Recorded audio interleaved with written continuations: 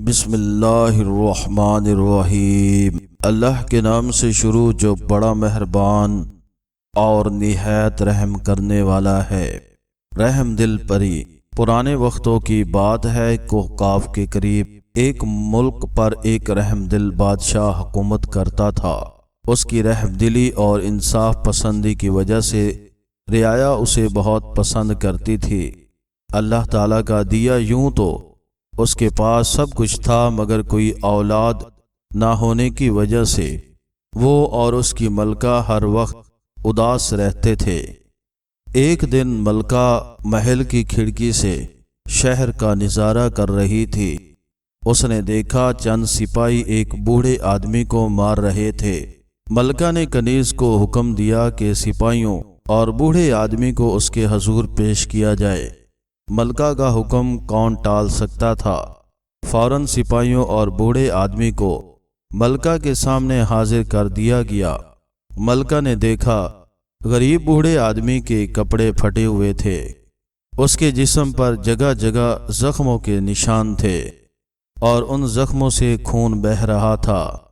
ملکہ نے سپاہیوں سے پوچھا، تم بوڑھے آدمی کو کیوں مار رہے تھے؟ اس نے کیا جرم کیا ہے؟ ملکہ کی یہ بات سن کر سپاہی بولے، ملکہ عالیہ، یہ شخص چور ہے۔ ایک جگہ چوری کر کے بھاگنے کی کوشش کر رہا تھا۔ لوگوں کے شور مچانے پر ہم اسے گرفتار کر لیا۔ اس نے ہماری گرفت سے بھاگنے کی کوشش کی، اس وجہ سے ہم اسے مار رہے تھے۔ ملکہ نے بوڑھے آدمی سے پوچھا، کیوں بڑے میاں، تم نے اس عمر میں چوری کیوں کی؟ یہ سن کر بوڑھے آدمی کی آنکھوں میں آنسو آ گئے۔ وہ رو رہا تھا اور بولا، ملکہ عالم، میں سوداگر تھا۔ کچھ عرصہ پہلے میرے جہاز سمندر میں طوفان آنے کی وجہ سے ڈوب گئے اور سارا سامان ڈوب گیا۔ میں اب کوڑی کوڑی کو محتاج ہو گیا ہوں۔ میرے چھوٹے چھوٹے بچے 2 دن سے بھوکے تھے۔ مجھے ان کے لیے کھانے کا سامان خریدنا تھا، مگر میرے پاس ایک پیسہ بھی نہ تھا، جس وجہ سے مجھے چوری کرنا پڑی۔ بوڑھے آدمی کی یہ بات سن کر ملکہ کو بڑا دکھ ہوا۔ اس نے سپاہیوں کو حکم دیا کہ بوڑھے آدمی کو چھوڑ دیا جائے۔ سپاہیوں کے جانے کے بعد ملکہ نے بوڑھے آدمی کو اشرفیوں کی ایک تھیلی دی اور کہا، تم ان اشرفیوں سے اپنا کام دوبارہ شروع کرو، دیکھو اب کبھی چوری نہ کرنا۔ بوڑھا آدمی اشرفیوں کی تھیلی لے کر جانے لگا۔ اس کے دل سے رحم دل ملکہ کے لیے بہت دعائیں نکل رہی تھیں۔ اس نے ملکہ سے کہا، ملکہ عالیہ، اللہ تعالیٰ آپ کی جھولی مرادوں سے بھر دے اور آپ کو ایک خوبصورت بیٹی کی ماں بنا دے۔ یہ کہہ کر بوڑھا آدمی محل سے چلا آیا۔ اس واقعہ کے کچھ عرصہ کے بعد ملکہ کے ایک خوبصورت سی لڑکی پیدا ہوئی۔ لڑکی پیدا ہونے کی خوشی میں محل کو دلہن کی طرح سجایا گیا۔ شہر میں چراغاں کیا گیا۔ غریبوں اور محتاجوں میں خیرات تقسیم کی گئی۔ رحم دل بادشاہ کو دور دور کے ملکوں کے بادشاہوں کی طرف سے مبارکباد کے پیغامات آئے۔ ایک ہفتے تک سارے ملک میں خوشیاں منائی جا رہی تھیں۔ ان تمام کاموں سے فارغ ہو کر بادشاہ نے اپنے تمام رشتہ داروں کو پیغام بھیجا کہ وہ اس کے مہمان بنے اور شہزادی کا نام تجویز کرے۔ مقررہ وقت پر بادشاہ اور ملکہ کے تمام رشتہ دار ان کے محل پہنچ گئے۔ ان کے مہمانوں میں 3 پریاں بھی تھیں۔ انہوں نے بادشاہ کو یاد دلایا کہ اس نے آبی جادوگرنی کو دعوت بھیجی ہی نہیں۔ اسے اس بات پر بڑا غصہ آئے گا، کہیں ایسا نہ ہو کہ وہ غصے میں شہزادی کو نقصان پہنچائے۔ ابھی پریاں بادشاہ سے باتیں ہی کر رہی تھیں کہ اچانک زور کی آندھی چلنا شروع ہو گئی۔ آندھی کی وجہ سے محل کی کھڑکیاں، دروازے ہلنے لگے۔ یوں لگتا تھا جیسے بھونچال آ گیا ہو۔ تھوڑی دیر بعد بھونچال رکا تو بادشاہ نے دیکھا شہزادی کے جھولے کے قریب ایک بہت سی ڈراؤنی شکل والی بڑھیا کھڑی ہوئی منتر پڑھ رہی ہے۔ بادشاہ ہمت کر کے بڑھیا کے قریب پہنچا تو بڑھیا غصے سے بولی، تم نے اپنی بیٹی کا نام رکھنے کے لیے مجھے بلایا نہیں، مگر دیکھو میں خود ہی پہنچ گئی۔ میں نے تمہاری سزا تو یہ سوچی تھی کہ تمہاری بیٹی کو ہلاک کر دوں، لیکن تمہاری رحم دلی کی وجہ سے میں نے اسے زندہ چھوڑ دیا ہے۔ اب یہ 16 سال کی عمر ایک زہریلی سوئی انگلی میں چبھنے سے صرف بے ہوش ہو جائے گی، اور اگر بے ہوش ہونے کے 10 دن بعد تک اسے ہوش نہ آیا تو وہ بے ہوشی کے عالم میں مر جائے گی۔ اس سے پہلے کہ بادشاہ اس سے رحم کی درخواست کرتا، بڑھیا ہوا میں گم ہو چکی تھی۔ بادشاہ اور ملکہ بڑھیا کی باتیں سن کر پریشان ہو گئے۔ اتنے میں بڑھیا ان کے قریب پہنچی۔ پریوں نے بادشاہ اور ملکہ کو تسلی دیتے ہوئے کہا، پریشان ہونے کی ضرورت نہیں ہے، انشاءاللہ شہزادی زندہ رہے گی، مگر اس کا نام شہزادی ماہ نور رکھنا ہوگا۔ ہم 1 ماہ بعد آئیں گے اور آپ کو آنے والے حالات سے آگاہ کریں گے۔ پریوں کے جانے کے بعد بادشاہ نے دربار کے نجومی کو بلایا اور اسے حکم دیا کہ وہ شہزادی کے مستقبل کے بارے میں پتہ چلائے۔ نجومی چند دن کی اجازت لے کر چلا گیا اور اس نے اپنی گنبد نماش تجربہ گاہ میں بیٹھ کر شہزادی ماہ نور کی زندگی کے بارے میں حساب لگانا شروع کر دیا۔ 1 ہفتہ بعد نجومی بادشاہ کے دربار میں پیش ہوا۔ اس نے بادشاہ کو بتایا، بادشاہ سلامت، شہزادی ماہ نور تو بڑی خوش قسمت ہے، اگرچہ جادوگرنی کے کہنے کے مطابق 16 سال کی عمر میں وہ زہریلی سوئی چبھنے سے بے ہوش تو ہوگی، مگر اسے نئی زندگی دینے والا ایک بہت بڑے ملک کا شہزادہ ہوگا۔ اس سے شہزادی ماہ نور کی شادی ہوگی، مگر افسوس میں زیادہ تفصیل سے آپ کو نہیں بتا سکتا کہ شہزادہ کہاں سے آئے گا اور کب آئے گا۔ اس کی وجہ یہ ہے کہ میری تجربہ گاہ پر جادوگرنی جادو کے زور سے بادلوں کا سایہ کر دیا ہے۔ اب میری دور بینیں کام نہیں کر رہی، جس سے میں ستاروں کی گردش کا پتہ چلانا مشکل ہے۔ بادشاہ یہ بات سن کر خاموش ہو گیا۔ 1 ماہ بعد پریاں بادشاہ کے محل میں دوبارہ پہنچی۔ انہوں نے ملکہ اور بادشاہ کو بتایا کہ شہزادی ماہ نور کو ہوش میں لانے والا شہزادہ مغرب کے کسی ملک سے آئے گا اور اس کا نام شاہ زیب ہوگا۔ ہم نے اس کا پتہ چلا لیا ہے، آپ کو شہزادی کے لیے اب فکر مند ہونے کی ضرورت نہیں ہے۔ یہ کہہ کر پریاں واپس چلی گئیں۔ وقت گزرتا گیا، شہزادی جوان ہوتی گئی۔ ملکہ اور بادشاہ بھی بھول گئے کہ شہزادی کے لیے منحوس سال قریب آتا جا رہا ہے۔ ایک دن شہزادی ماہ نور باغ میں گئی۔ اس نے مالن کو ہار بناتے دیکھا تو اس نے مالن سے کہا، لاؤ سوئی ہمیں دکھاؤ، ہم بھی ہار پروئیں گے۔ بھلا مالن شہزادی کا حکم کیسے ٹال سکتی تھی؟ اس نے سوئی اور پھولوں کی ٹوکری شہزادی کے سامنے رکھ دی۔ شہزادی نے ابھی 2 پھول دھاگے میں پروئے تھے کہ اچانک سوئی اس کی انگلی میں چبھی۔ وہ ہائے ہائے کرتی مری کہتے ہوئے زمین پر ڈھیر ہو گئی۔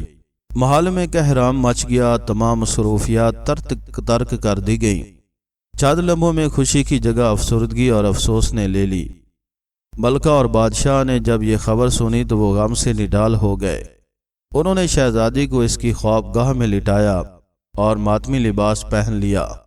شہزادی ماہ نور کو بے ہوش ہوئے 2 سے 3 گھنٹے ہی گزرے ہوں گے کہ تینوں پریاں محل میں پہنچی اور انہوں نے ملکہ کو بتایا، ہم نے شہزادہ شاہ زیب کو تلاش کر لیا ہے، آج کل اس کا باپ سخت بیمار ہے۔ شاہی حکیم نے اسے پیلا گلاب لانے کو کہا ہے۔ پیلے گلاب کا دنیا ہی ایک پودا ہے اور وہ پودا ہماری نانی کے باغ میں ہے۔ ہم اسے پیلا گلاب دے کر شہزادی کو ہوش میں لانے کے لیے اس سے مدد مانگیں گے۔ ہمیں امید ہے وہ اس شرط پر پیلا گلاب لینا قبول کر لے گا۔ پریوں نے دیکھا بادشاہ اور ملکہ ان کی اس گفتگو سے مطمئن نہیں ہے، چنانچہ انہوں نے فیصلہ کیا کہ محل کے تمام لوگوں کو اتنے عرصے کے لیے گہری نیند سلا دیا جائے جب تک شہزادہ شاہ زیب شہزادی کی مدد کو نہ پہنچ جائے۔ انہیں خطرہ تھا کہیں ملکہ اور بادشاہ شہزادی کے غم میں پاگل نہ ہو جائیں۔ یہ سوچ کر انہوں نے جادو کے زور سے محل کے سارے لوگوں کو بے ہوش کر دیا۔ اگر کوئی غلام صفائی کر رہا تھا تو وہ وہیں بے ہوش ہو گیا، کوئی پانی بھر رہا تھا تو وہ بھرتا رہ گیا۔ بادشاہ قلم منہ میں لیے خاموش ہو گیا اور ملکہ کی آنکھوں میں آنسو بھرے کے بھرے رہ گئے۔ مصر کا شہزادہ شاہ زیب ایک رات اپنے محل کی چھت پر سو رہا تھا۔ اچانک اسے یوں محسوس ہوا جیسے اس کے سرہانے کی طرف کوئی کھڑا ہے۔ اس نے فوراً نیام سے تلوار نکالی اور چلایا، کون ہے؟ وہ ہماری اجازت کے بغیر اور ہماری خوابگاہ میں چلا آیا ہے۔ اچانک خوابگاہ کی شمع خود بخود جل اٹھی۔ اس نے دیکھا اس کے سرہانے ایک خوبصورت پری کھڑی ہے۔ اس نے ذہن پر زور دیا تو اسے یاد آ گیا۔ اس نے پوچھا، اگر میں بھول نہیں رہا تو تم نیلم پری ہو؟ تم نے مجھے پیلا گلاب لا کر دیا تھا جس کی پنکھڑیاں کھا کر میرے والد صاحب صحت مند ہو گئے تھے۔ شہزادے کی یہ بات سن کر پری بولی، ہاں شہزادے، میں نیلم پری ہی ہوں۔ تم نے مجھ سے وعدہ کیا تھا کہ میں تمہیں پیلا گلاب لا دوں تو تم میرا ایک کام کرو گے، کیا تمہیں اپنا وعدہ یاد ہے؟ پری یہ بات سن کر شہزادہ بولا، نیک دل پری شہزادہ کبھی اپنا وعدہ نہیں بھول سکتا۔ میں اپنی جان پر کھیل کر تمہارا ہر کام کروں گا، تم ایک مرتبہ کام کہہ کر تو دیکھو۔ پری نے شہزادے شاہ زیب سے کہا، میرا کام نہایت معمولی ہے، تھوڑی سی جرت کی ضرورت ہے۔ شہزادے نے پری کی بات کاٹتے ہوئے کہا، تو مجھے بتاؤ تو صحیح تمہارے لیے کیا کرنا ہے، پھر میں جانوں اور میرا کام۔ پری کہنے لگی، پیارے شہزادے، تمہارے ملک کے شمال مغرب میں ایک بہت بڑا جنگل ہے۔ اس جنگل کے سب سے پرانے درخت کی کھو میں ایک خفیہ راستہ ہے جو آبی جادوگرنی میں جا کر کھلتا ہے۔ یہاں کی ظالم جادوگرنی نے ایک خوبصورت شہزادی کو 3 دن سے بے ہوش رکھا ہے۔ اگر وہ 10 دن تک ہوش میں نہ آئی تو مر جائے گی۔ اگر کسی طرح آبی جادوگرنی کو ہلاک کر دیا جائے تو شہزادی کی زندگی دوبارہ مل سکتی ہے۔ چونکہ تم ایک بہادر اور ایک نیک دل شہزادے ہو، اس لیے میں نے سوچا شہزادی کو ہوش میں لانے کے لیے کیوں نہ تمہاری مدد حاصل کرو۔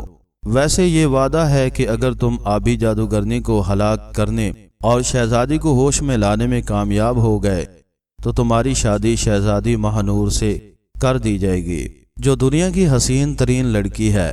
اس نے زیادہ خوبصورت لڑکی اس وقت کو کاف میں نہیں ملی۔ نیلم پری کی یہ بات سن کر شہزادہ شاہ زیب غصے سے بولا، ذرا تم مجھے بتاؤ تو صحیح جادوگرنی کو کیسے ہلاک کیا جا سکتا ہے؟ میرا دل ظالم جادوگرنی سے انتقام لینے کے لیے بے چین ہے۔ بھلا وہ کون ہونی ہے بلا وجہ کسی کو تنگ کرنے والی؟ شہزادے ذرا صبر سے کام لو، تم نے وعدہ کر لیا ہے تو اب میں تمہیں تفصیل سے بتاؤں گی کہ جادوگرنی کو کیسے ہلاک کیا جا سکتا ہے۔ ویسے بھی ہلاک کا ابھی وقت نہیں آیا، میں چند دنوں بعد دوبارہ آؤں گی، تب میں تمہیں بتاؤں گی تمہیں کیا کرنا ہے۔ اچھا خدا حافظ۔ اتنا کہہ کر پری نے اپنے پر پھیلائے اور وہ ہوا میں اڑتی ہوئی آنکھوں سے اوجھل ہو گئی۔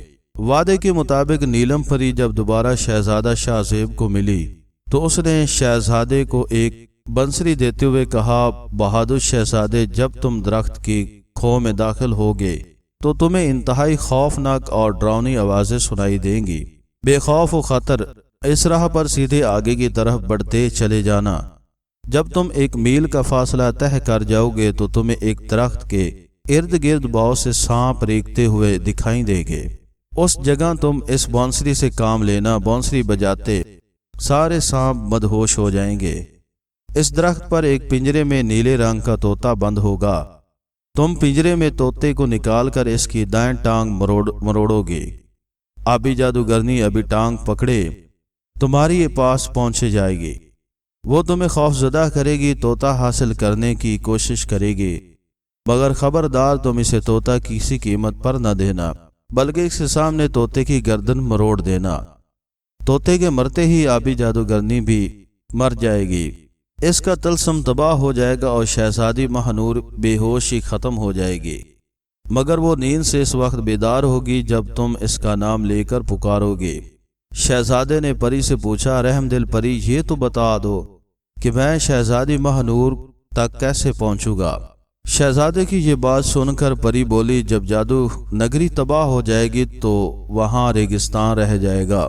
تم ریگستان کو شمال کی طرف سے پار کرو گے، تمہیں چند میل کے فاصلے پر ایک محل نظر آئے گا، اس کی ہر شے پر نیند طاری ہوگی۔